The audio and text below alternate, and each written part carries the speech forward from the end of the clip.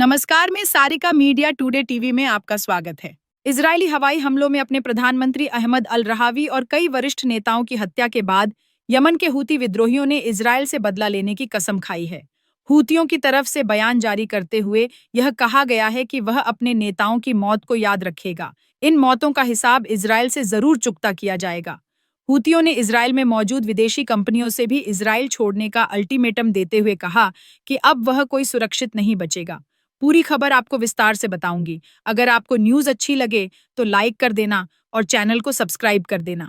अब बढ़ते हैं खबर की तरफ। यमन के हूती विद्रोहियों ने इजरायल के खिलाफ बदला लेने की कड़ी चेतावनी जारी की है, जिससे पश्चिम एशिया में तनाव एक बार फिर चरम पर पहुंच गया है। यह बयान उस वक्त आया जब इजरायली हवाई हमलों में हूती प्रशासन के प्रधानमंत्री अहमद अल रहावी समेत कई वरिष्ठ नेताओं की हत्या की पुष्टि हुई। इस त्रासदी के बाद हूतियों की ओर से जारी आधिकारिक बयान में कहा गया कि वे अपने शहीदों की कुर्बानी कभी नहीं भूलेंगे और इन मौतों का हिसाब इजरायल से जरूर लिया जाएगा। टेलीग्राम पर प्रसारित एक भावनात्मक संदेश में हूतियों की सर्वोच्च राजनीतिक परिषद के प्रमुख मेहदी अल मशात ने स्पष्ट शब्दों में कहा, हम अल्लाह, यमनी जनता और शहीदों के परिवारों से वादा करते हैं कि इजरायल को इसकी भारी कीमत चुकानी होगी।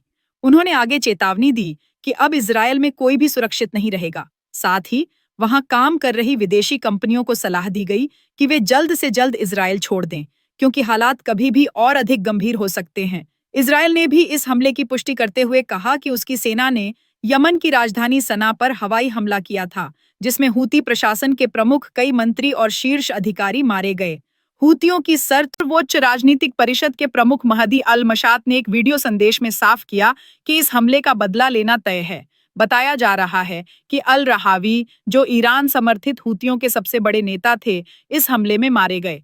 हूती टीवी चैनल के अनुसार यह हमला उस समय हुआ जब मंत्रियों की बैठक चल रही थी, जिसमें प्रधानमंत्री रहावी के अलावा रक्षा मंत्री मोहम्मद अल अती और आर्मी चीफ मोहम्मद अल घमारी के भी मारे जाने की आशंका जताई गई है। इजरायल ने शुक्रवार को बयान जारी कर कहा कि उसने हूतियों के चीफ ऑफ स्टाफ, रक्षा मंत्री और अन्य वरिष्ठ अधिकारियों को निशाना बनाया। हालांकि महदी अल मशात के बयान में यह स्पष्ट नहीं किया गया कि हूती रक्षा मंत्री भी इस हमले में मारे गए या नहीं। इजरायली हमले में अहमद अल रहावी की मौत को सबसे बड़ा नुकसान माना जा रहा है, जो लगभग 1 साल पहले प्रधानमंत्री बने थे। रहावी की मृत्यु के बाद मोहम्मद मुफ्ताह को नया प्रधानमंत्री नियुक्त किया गया है। अगर हम हूतियों और इजरायल के बीच चल रहे संघर्ष की बात करें तो यह अक्टूबर 2030 से लगातार जारी है। गाजा में इजरायल के हमले शुरू होने के बाद हूतियों ने फिलिस्तीन के समर्थन में खुलकर बयान दिए और लाल सागर में इजरायल के जहाजों पर हमले किए। इसके अलावा हूतियों ने इजरायल पर मिसाइल भी दागे हैं। जवाब में इजरायल की एयरफोर्स ने यमन में कई बार बमबारी की है। पिछले वर्ष इजरायल ने फिलिस्तीनी गुट हमास और लेबनानी गुट हिजबुल्लाह के वरिष्ठ नेताओं और कमांडरों को मारकर इन समूहों को काफी कमजोर कर दिया था। अब इसी रणनीति के तहत इजरायल यमन में हूतियों के बड़े नेताओं को निशाना बना रहा है, जिससे क्षेत्रीय राजनीति और सुरक्षा पर गहरा असर पड़ सकता है। इस घटनाक्रम ने न सिर्फ यमन बल्कि पूरे पश्चिम एशिया में हलचल मचा दी है। हूतियों की ओर से इजरायल के खिलाफ बदला लेने की घोषणा के बाद आने वाले दिनों में हिंसा और टकराव बढ़ने की आशंका है। विशेषज्ञों का मानना है कि अगर दोनों पक्षों की तरफ से जवाबी कार्रवाई होती रही तो यह संघर्ष और अधिक व्यापक रूप ले सकता है, जिसका प्रभाव वैश्विक स्तर पर भी महसूस किया जा सकता है। इस खबर में बस इतना ही।